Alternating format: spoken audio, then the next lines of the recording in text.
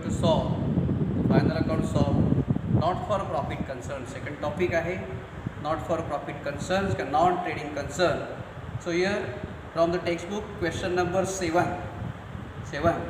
from the following transactions of receipts and payments account of Pawan Putra Hanuman Vyam Shala Parbhani and the adjustment given, you are required to prepare income and expenditure account and balance sheet as on 31st March 2019. आता इथं 18-19 हे current year आहे.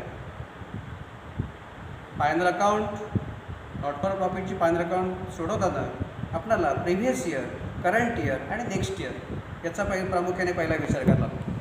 31/3/19ला receipts and payment account दिलं, याचा अर्थ आपलं current year किती आहे 2018-19. तर रिसिट्स अँड पेमेंट्स अकाउंट आणि खाली ॲडजस्टमेंट दिलेले आहे.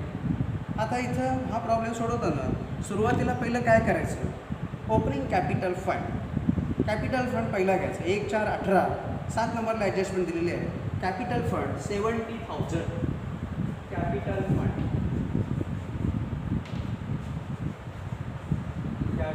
फंड इनर कॉलममध्ये घ्यायचं आणि त्याच्यामध्ये ॲडजस्टमेंट असतात आणि सरप्लस किंवा डेफिसिटची ॲडजस्टमेंट त्या ठिकाणी करायची असते. 70,000 ओपनिंग कॅपिटल फंड. त्याचबरोबर opening balance of assets and liabilities जर दिले असते तर त्याही आपण त्या ठिकाणी पहिला घ्यायचे असतात. इथं दिलं बघा, ते assets on 1 April 18 were as follows. Building and furniture इनरमध्ये किंवा आपण त्याच्यामध्ये बिल्डिंग 50,000 आहे. बिल्डिंग कॅश आणि हँड आणि नंतर जागा ठेवूया. बिल्डिंग 70, बिल्डिंग 50,000, बिल्डिंग 50,000, बिल्डिंग 50,000 इथं ठेवूया. त्याला डेकोरेशन खाली ॲडजस्टमेंट असणार आहे. आणि furniture 15,000.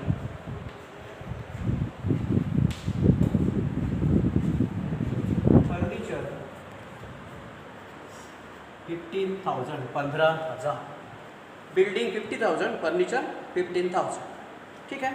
Opening balance of the capital fund आणि opening balance of assets are to be considered first. सर्वप्रथम ते लिहायचं आणि त्यानंतर रिसिट्सकडे बघायचं. आता रिसिट्समध्ये एक तर तो आयटम रेव्हेन्यू असेल तर इन्कमला जाईल आणि कॅपिटल रिसिट असेल तर लायबिलिटीला जाईल.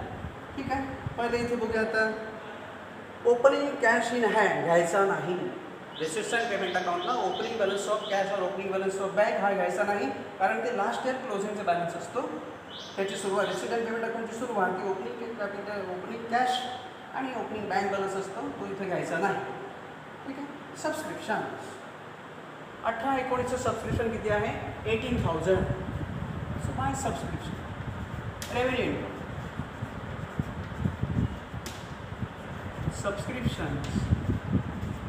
सबस्क्रिप्शन किती आहे 18,000. इनरमध्ये का त्याला ॲडजस्टमेंट असतात, ते 4 ॲडजस्टमेंट त्या ठिकाणी असू शकतात. 18,000. आता लगेच त्याचं आपण ॲडजस्टमेंट बघू. 18-19ला सबस्क्रिप्शन किती मिळालेलं आहे 18,000. बरोबर. आणि खाली काय म्हटलं बघा, 1 नंबरची ॲडजस्टमेंट आहे. There are 500 members paying and annual subscription of ₹50 each. प्रत्येकी 50 प्रमाणे आणि वार्षिक वर्गणी असणार आहे. 500 सभासद आहे म्हणजे 500 गुणिले 50 असं टोटल सबस्क्रिप्शन आपल्याला मिळायला पाहिजे. बरोबर. पण मिळालं आहे किती आपल्याला 18,000 मिळालं आणि मिळायला किती पाहिजे 500 गुणिले 50 किती होतं 25,000. तो 25,000 मिळाला पाहिजे, म्हणजे इन्कम आपलं 25,000 असायला पाहिजे, पण मिळाले किती 18,000. याचा अर्थ 7,000 ही आउटस्टँडिंग आहे. Outstanding subscription for current year 18-19. Outstanding subscription for 2018-19 current year 18,000 25,000 25,000. आता या वर्षाचं आउटस्टँडिंग आहे. या वर्षाचं आउटस्टँडिंगचा इफेक्ट आपण त्या ठिकाणी घ्यायचा. गेल्या वर्षाचं आउटस्टँडिंग जर दिलं असेल तर त्याचा इफेक्ट मात्र फक्त इथेच देतो, इथे येत नाही, बॅलन्स शीटला येणार नाही. या वर्षाचं आउटस्टँडिंग आणि ॲडव्हान्स जर असतील तर ते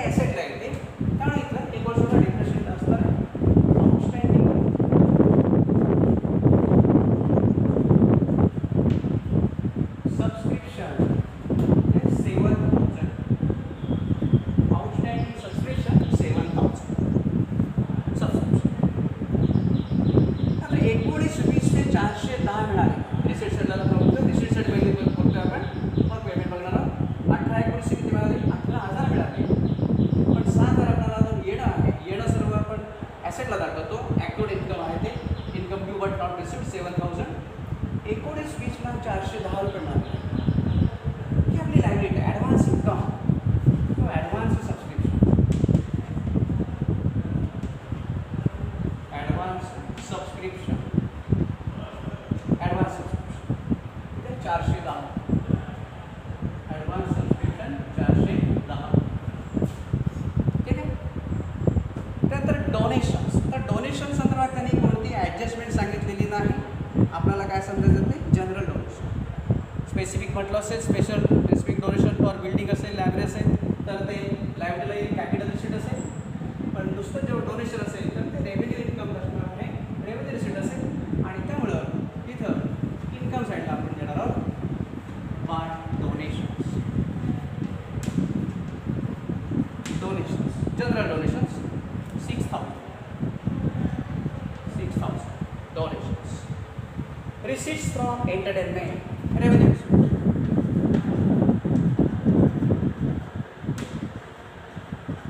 Receipts from entertainment.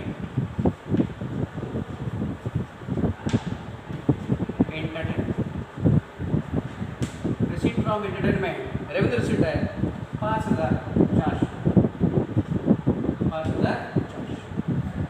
Interest revenue by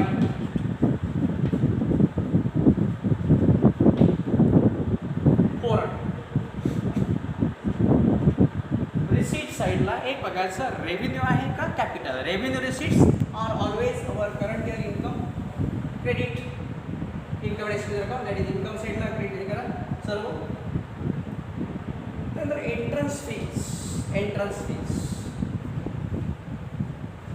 याला ॲडजस्टमेंट आहे. एंट्रन्स फीज तिथे 6,200 दिलेलं आहे. आता इथे खाली ॲडजस्टमेंट दिलेलं आहे बघा. 50% entrance fees is to be कॅपिटलाइज्ड.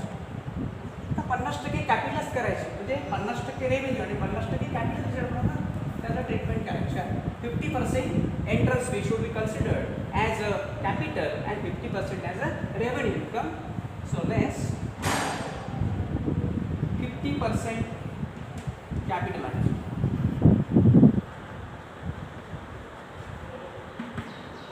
50% capitalized. 15,000. So 3,100 revenue here and 3,100 capital. And 50% entrance fees. आता ते ॲड म्हटल्यानंतर परत कॅपिटलाइज होण्याची गरज नाही. ॲड केला तर कॅपिटलच आहे. परत कॅपिटलाइज होण्याची गरज नाही.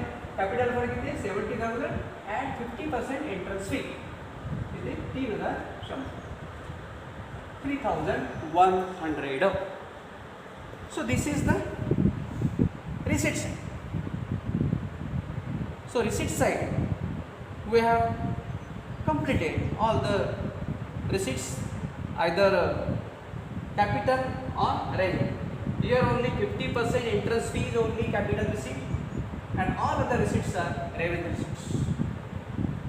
Then we should see payments. Payment साईडला काय म्हटलं बघा.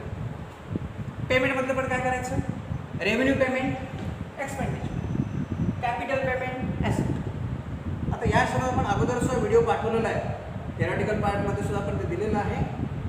पेमेंटमध्ये कॅपिटल पेमेंट असते ॲसेटला येणार पर्चेस ऑफ ॲसेट असतात. रेव्हेन्यू पेमेंट असतात ती एक्सपेंडिचरला येत असतात. थोडाच फक्त का ठीक आहे. काय म्हटलं salaries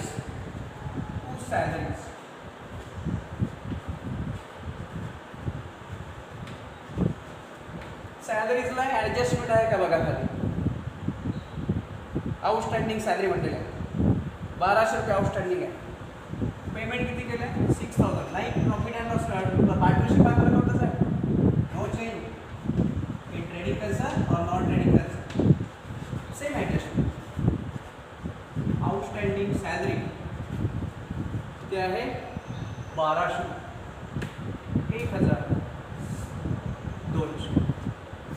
total 7,200.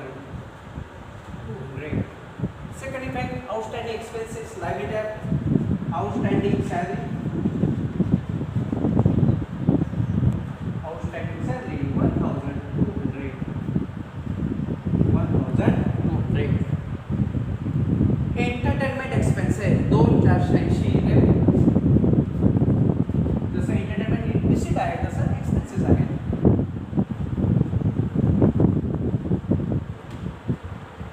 Entertainment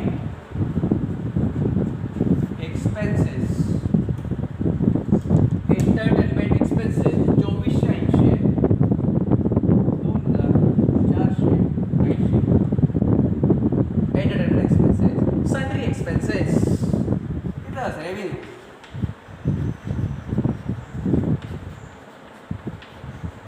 sundry expenses किती आहे 1300.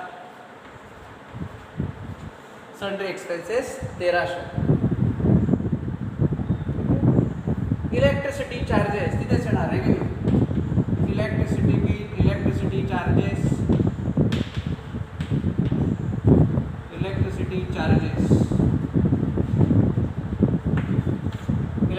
इथे 1,200. रेंट आहे. रेंट सुद्धा रेव्हेन्यू असणार आहे. ठीक आहे. या व्हिडिओमध्ये इथेच आपण थांबू.